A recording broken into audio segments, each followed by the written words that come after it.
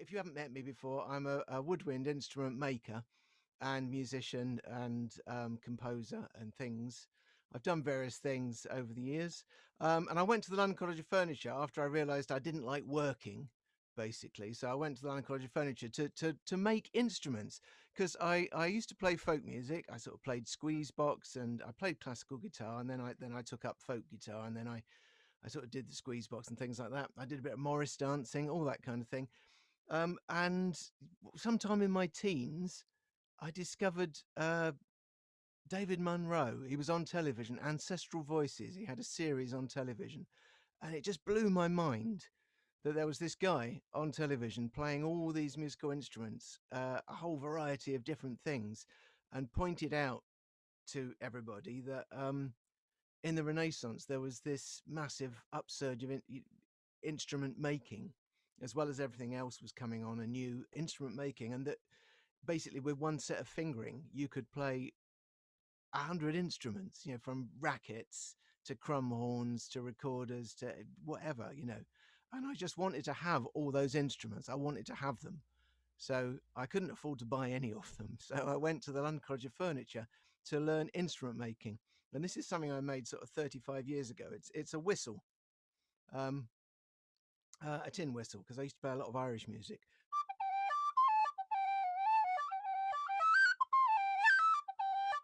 That kind of thing, diddly, diddly, diddly. And that was what I was kind of into. My grandfather was born in Ireland, and I was quite into that sort of stuff. And then when I went to the London College of Furniture, there were people making hurdy-gurdies and lutes and all sorts of stuff. And it introduced me to whole lots of other things. And I was doing the early music instrument making and still playing a bit of folk music and playing a bit of early music and stuff. And so it's only really in the last 6 years, I would say, that I've started making instruments again. I did the playing music for quite a while. Then I had to get a job, and I was living in Taunton, and I ended up getting a job as a modern woodwind repairer, even though I'd kind of done no woodwind repairing. But they taught me on the job. And I did that for 3 years. And then I went back to college and studied composition. I did a PhD eventually in composition. And then we were living in London, and I was teaching at Goldsmiths. Then I got leukemia. This is a whistle stop tour of my life, by the way, this first bit, and then we'll do some instrument making. And I kind of worked as a composer for a while. I got a few commissions along the way. Okay, so 9 years ago, we moved here to Cambridgeshire from London. Bought this lovely old house that's got a 1980s garage attached to it on one side. There's the house, and that garage is like this. So it's like a big L shape. And I sort of thought, interesting garage, all this space. And I started doing some repairing for the local music shop. Repairing saxophones and things. Their repairer had just retired, so they had nobody doing it.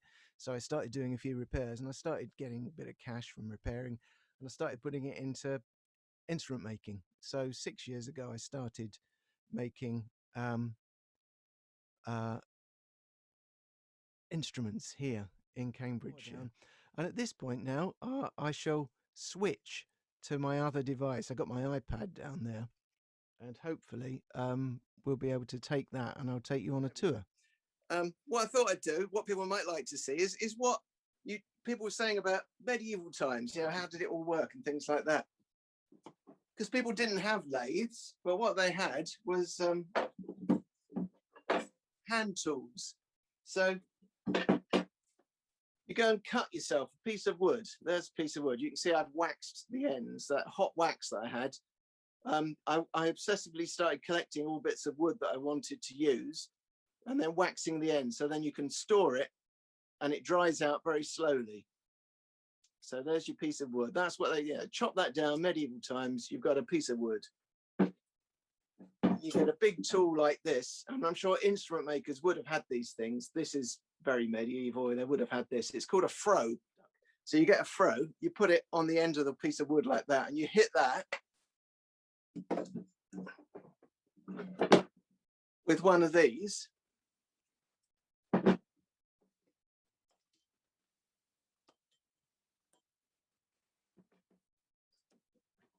you split your piece of wood. So this was split that way. So that was split using a froe and a big maul. That big piece of wood is called a maul. So there's your froe and maul, and you split your wood. So this was a tree trunk that was, you know, that big, quite a big tree trunk that I've split into segments. And so that would give you enough to make a recorder easily. And then you could, with an axe, you could chop this end bit off, or with a draw knife. And what you can do is you can cut those off. These days I'd put that through the bandsaw and cut that bit off and make a round enough, a sort of a roundish kind of piece of wood before I turned it. It takes some of the time out of it. In fact, what I do now, you'll see it in the film. After this, there's a film. So you've got your piece of wood, and then you put a hole down the middle. The other thing you could do is use a piece of elder and poke the pith out. So that's got a hole down the middle. That's naturally there because it's got a soft pith. But what they could have had in medieval times, they get their local blacksmith to make them a nice long screwy thing that can taking the pith out of it. So you get that down there, you can take the pith out, and you've got a nice piece of wood with a hole down the middle. And there was at least one medieval recorder that was found that was made out of elder, which is, you know, grows everywhere. It's kind of like a weed. Elderberries, elder tree, the elder wand, haha, of course, if you've got a 13-year-old son who read Harry Potter. So you could make a recorder out of that quite easily. And there's like a spoon auger like Philip was using, and that's a hand-turned one. And my theory is that's why things are called oh God, it's so boring. Because you imagine trying to put, there's a recorder, look over there. Imagine trying to, imagine this being a piece of tree this long, and what you've got to do is get this down the middle of it. And that's all you've got is your hands to turn this through. And it would take you days, hours, just to get a long hole down an instrument. So I imagine that's where the word boring came from, because there is nothing worse. Even nowadays, when I use a power machine, I use my lathe with over there, and you'll see in the film again how I bore the hole down the middle of the instrument. But it is just a tedious process of doing. It's just awful. Now, I thought what I'd show you, as well as that kind of insight into how they might have done it in medieval times, using just those hand tools. And Philip was talking about different kind of lathes that they could have used. And I'm just going to revert to myself so I can actually see what I'm talking. Oh God, what a huge head I've got there. Look at that. Terrible. The other thing they had, of course, was a pole lathe, and I don't have a pole lathe. I've had a go on 2 pole lathes, and it is quite tricky. And how they work, so you have a piece of wood and you have 2 centers, like spiky metal points, that have the piece of wood, and it can turn on those spiky points. And you have a string that goes round the instrument and up to a branch or a piece of whippy wood that's quite like this, a long branch. And you have a treadle piece of wood attached to the other end. So you put your foot on it, and when you press down, the string comes down, and then the tree takes the string back up again.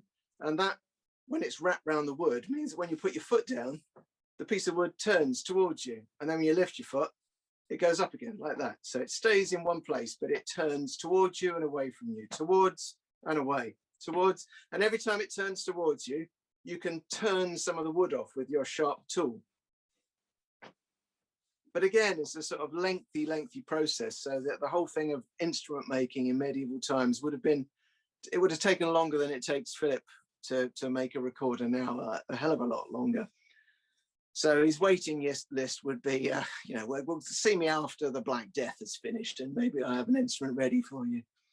So the instruments that I make are medieval recorders, tabor pipes, and the odd bit of bagpipe, which I mainly make for myself. There's some of the things there. So we've got treble. This is in F rather than G. This is an F treble. And a variety of tabor pipes. That's a low D tabor pipe. And then a C tabor pipe, a D tabor pipe. And these are some Gs that aren't turned yet. Well, they are turned, but they're not voiced. So I tend to do things in batches. So if anybody ever asks me, as they do sometimes, how long does it take to make an instrument? I have no idea, because I get, I'll show you in fact. I get a whole load of bits of wood chopped up, and then I make a box full of chopped up bits of wood, which I then turn and put the hole down the middle. So that is medieval soprano recorders. So I've always got, you know, sort of a 10 or so of those knocking around, and then I'll get them to the next stage, which is turning them like these. No finger holes, no voicing. Then I'll put the finger holes in, clean it up a bit. And then the voicing is always the last thing here. And this is what usually takes most of the time, is this bit, getting it to speak. And I make mine differently to Philip. You saw that Philip was shaping the plug. So the plug, if I show you some of these ones, I've got some of John Swain's Renaissance recorders here. And the shaping of the plug here, so that it fits into this windway. You saw him cutting the windway. You cut the windway and then you make the plug to fit. The medieval recorder that I make, there's a town in a city in Poland called Elbląg, and they found not this recorder, obviously this one, but they found the recorder that this is based on in a latrine there, dated to sort of, I think, mid 1400s. Yes, the mid 1400s. This recorder, looking like this, very plain on the outside, completely cylindrical down the inside, just parallel down the middle, with a very different sort of broaching. So the plug here is not shaped to go into there. It's just completely round, and it just bungs in. It's like sticking your finger in a hole. It just fits in.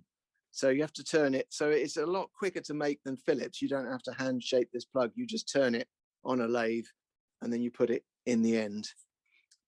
But that was how those Elbląg medieval recorders were made. None of the medieval recorders seem to be made the same way. The Dordrecht has a completely flat line across here. The windway is completely flat on the Dordrecht recorder, which is one of the older ones that was found in Holland. And some of the German ones have a shaping, but this Polish one and the maker, there's actually a second one has been found that seems to be by the same maker. It has a round circle here as a maker's mark, and there's another one that's got a round circle in a different town in Poland that's been found, and they were made out of sycamore, same as this. This is what I use. I use a lot of sycamore. I get it from a local National Trust property, so I try to use local woods wherever possible. And in fact, there's some of the planks just over there. Look at that. That's some lovely sycamore planks over there. So, this is the workshop, and there's workshops are all pretty much the same, really. They all have the same sorts of things in them, and I don't think mine's got anything special in it other than me. That makes it different from anybody else's. We all have the same, we all have these big power tools that cut the wood up, that turn the wood and bore the wood. We all have a bench on which we can do the hand work. We all have to make our own tools. You can see I've got some metal lined up here for making some tools. I can show you some of the things. This is something Eric Mulder sent me, actually. He said he'd made this a long time ago, and would I be interested in sort of taking it on, because he hasn't made any for years. It's a recorder slightly later than medieval. It's a Renaissance recorder, but with a very parallel bore and then a small shrinking of bore there, and then it raises out again there. And he's very kindly sent me the reamer for doing that as well. So this is something he made. And this is the broaching tool that I've made. This is what's going to cut the windway. This is the one that I've turned. And so this cuts that windway in there. So that's just a piece of metal filed to teeth with a profile that matches the original instrument. So that curve on there has to be cut first with files and stuff. And so that's my latest project, is bringing myself forward a bit further beyond medieval into Renaissance by making this instrument here. And I'm going to wander. Oh, the other thing I'd like to make is a medieval instrument that's it. There's a painting. I can't think what it's called, but it's 1475. And there's a lady holding 2 recorders. You know the one? Anybody nodding? Yeah, but it's weird. It's weird. She's holding 2 recorders, and it looks like she's like this, holding these 2 recorders in her hand, and they seem to be like an F and a G alto, because they're not an alto and a tenor. That one's not big that much bigger than the other. But they've got a really weird. I make these little cuckoo whistles.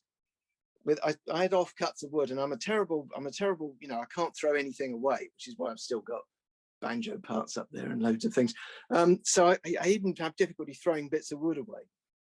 So I started making these little cuckoo whistles, and that's the way, sort of, if you ever go to a wood fair, sometimes people make little whistles like this, and you just cut that beak like that.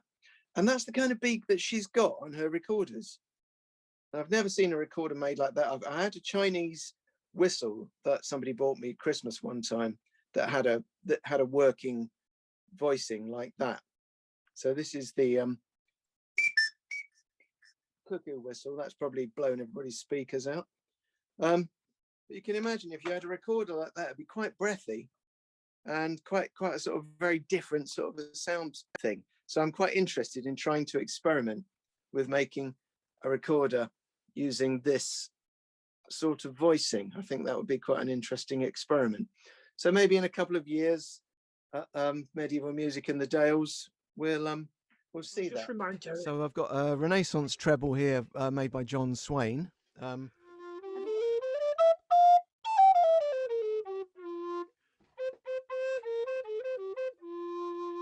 So that bottom note, the bottom notes are nice and fat and full. Treble, and this is my medieval treble, which, same as Philip's, it's completely parallel down the inside.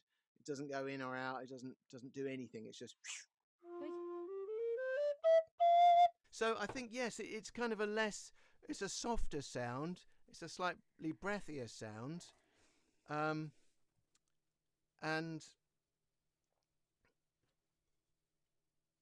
but it is fairly even throughout. As Philip said, it's a very even sound. It's got quite a nice bottom to it. The bigger instruments are not as good generally with this kind of voicing. This is different to Philip's because it has a different voicing. The plug is different. This top end makes a bit of a difference, I think. But it is authentic. This is authentic to the instrument that was found in Elblag. Whereas a lot of people, they do the kind of Renaissance style broaching here, voicing, as opposed to that you can see the curve is much bigger on my one. This is my one, the Elblag one. You can see the curve of that windway is much greater than it is on the Renaissance one. Can you see that quite clearly? Good. Yeah, and I think that great curve, you also have exactly the same curve on the lip. So the air comes through, and instead of it being a nice sort of flat sheet of air or flattish, it's quite curved, and it sort of goes like that. And I think that has something to do with the way that it affects the sound. but it's fairly even throughout. It just is a bit quieter. So that's the difference between that one and that one. But the bore also makes a difference. The tuning in the second octave can be affected by this part of the bore from about here upwards. Different changes in here. And in a parallel instrument like this with a parallel bore, those notes are usually a bit flat. So that you know, if that A is a bit flat and that C is a bit flat, so I have to do a lot of undercutting in this direction, which affects the second octave, to try and bring that down. And once you get above that 3-finger note, it's nothing like Baroque fingering at all. So you have to put kind of everything else on.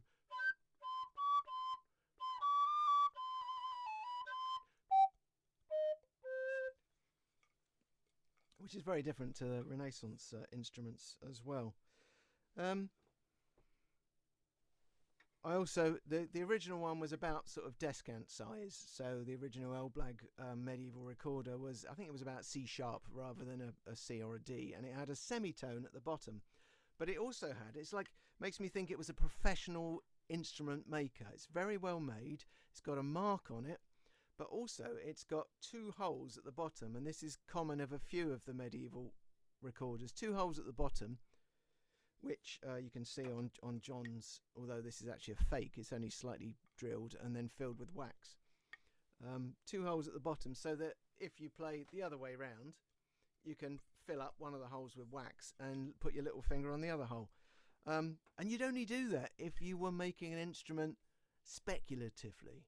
You were making it to sell to somebody who might come along and want a recorder. And so, you know, if you're making it for Johnny Scruggs down the road and you knew that he had the wrong hand at the bottom, as it were, you'd just put the hole on that side. You wouldn't bother to drill 2 holes, because you'd see how long it takes to drill a bloody hole in the right place. So why do both sides unless you're making them to flog to anybody who comes along, and then you just say, oh, you bung it up with wax, you know. Anyway, so we're going to watch a film now, plank to instrument, and then I'm open to any questions.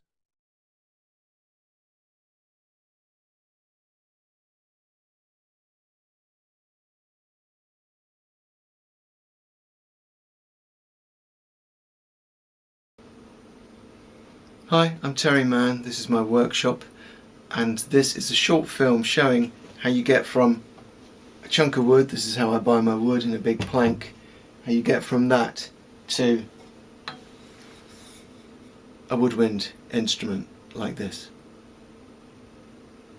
First, mark the required length on the piece of wood and saw. Then you can cut the piece up into billets on the bandsaw.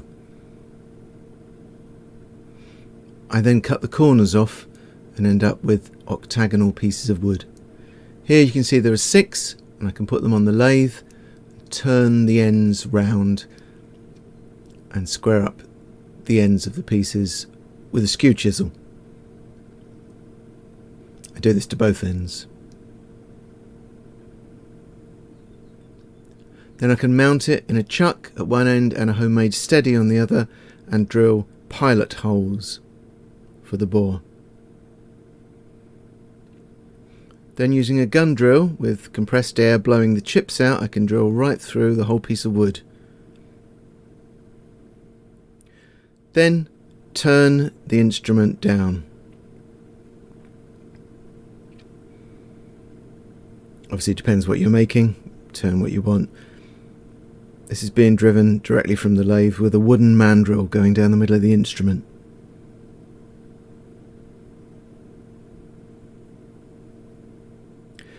Then I'm just sanding it here. This is a tabor pipe based on the Mary Rose instruments. Then you mark out the centre line, front and back, where the finger holes are going to go. And then actually mark the places where you're going to drill. I've also marked the window, and I'm drilling some pilot holes for the window and the finger holes. Then the next bit is mainly hand tools. A lot of these things you have to make yourself. Broaching tools, special knives.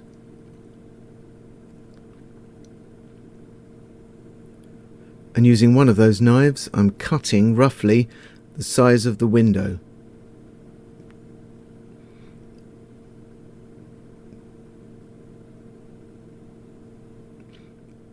Then I'll clamp it to the bench, and I'm starting to cut the windway here with a broaching tool. You can see the window is quite rough. But then once you've done some broaching, you can cut the window correctly. You can see it's a much cleaner rectangle now, and I'm using the knives I've made, one for each side of the lip, cutting in there, and then a chisel. Then when you've done this, you basically swap between the broaching and the window cutting until you get the required size and shape. Then you can test it.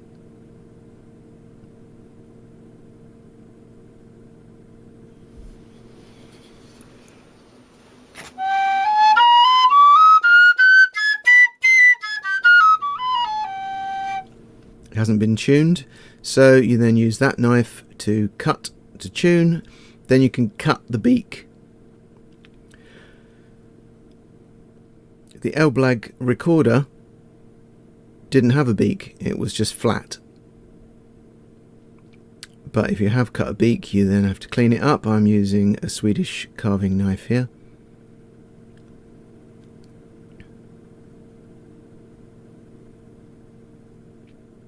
Then clean up the inside, bit of power work.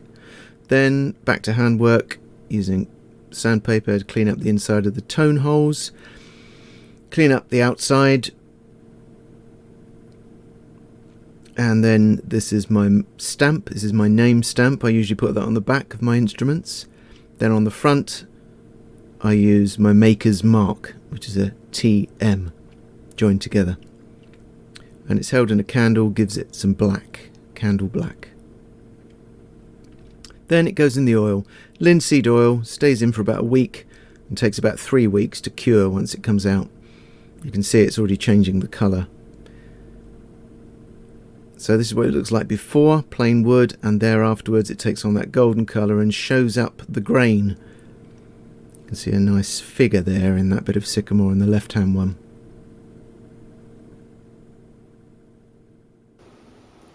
So there you have it, from plank to instrument in about 6 minutes.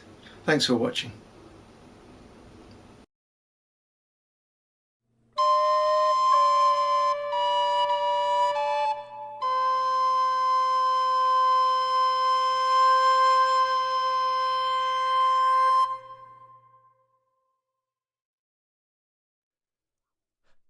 So there we are. That was it. Plank to instrument in 6 minutes. If only it only took 6 minutes, wouldn't that be wonderful? How many could you sell? Well, I mean, you just have a house full of recorders. I mean, nobody wants to buy a recorder every 6 minutes, do they?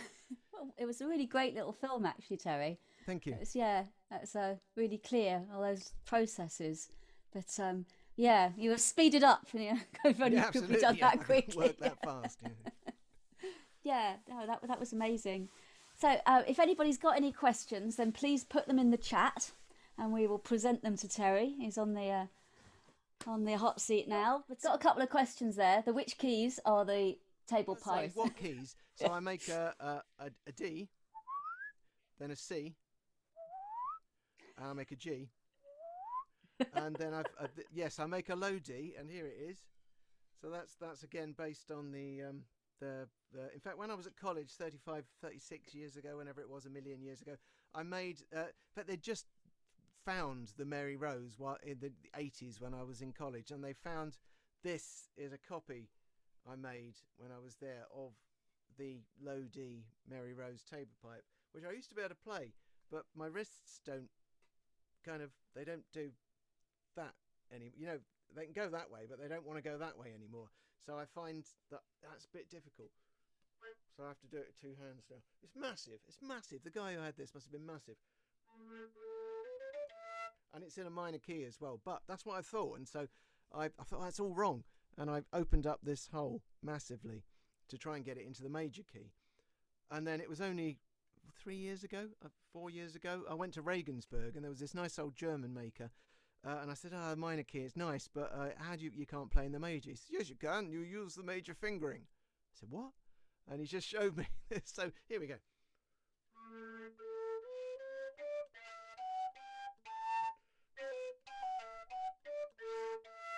So that's kind of minor.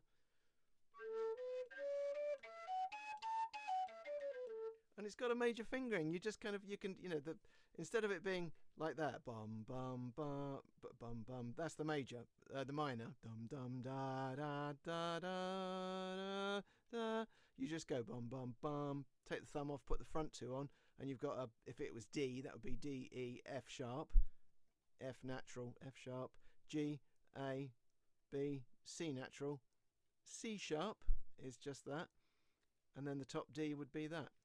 And it works on this, but there are kind of playoffs, as Philippe said, playoffs. That the top note, that one, which should be a second, is really flat and horrible. And with a shorter instrument like this D, I tried getting that so you could use the alternative fingering, but I can't get it. I've had to put really big finger holes in to make the top E sound in tune.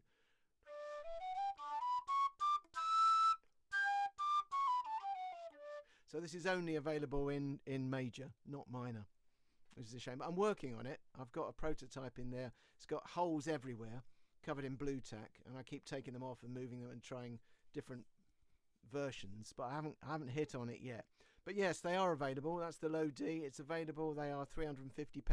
No, thank you a million, Terry. That was absolutely fascinating and also really entertaining. I think we will all agree. Yeah, it's brilliant. And once again, just so fascinating to see around somebody's workshop. I know you say they're all the same, but everybody seems to have a different relationship with their workshop as well. And it's just really nice to get that insight. And of course, Terry regularly does workshops at Medieval Music in the Dales on percussion, on pipe and tabor, and we hope that he'll be able to join us again. But of course, it all depends on how things continue to improve and the health situation and so on. But I'm sure we'll drag you back there eventually, Terry. Yeah? Yes, great. Thank you so much.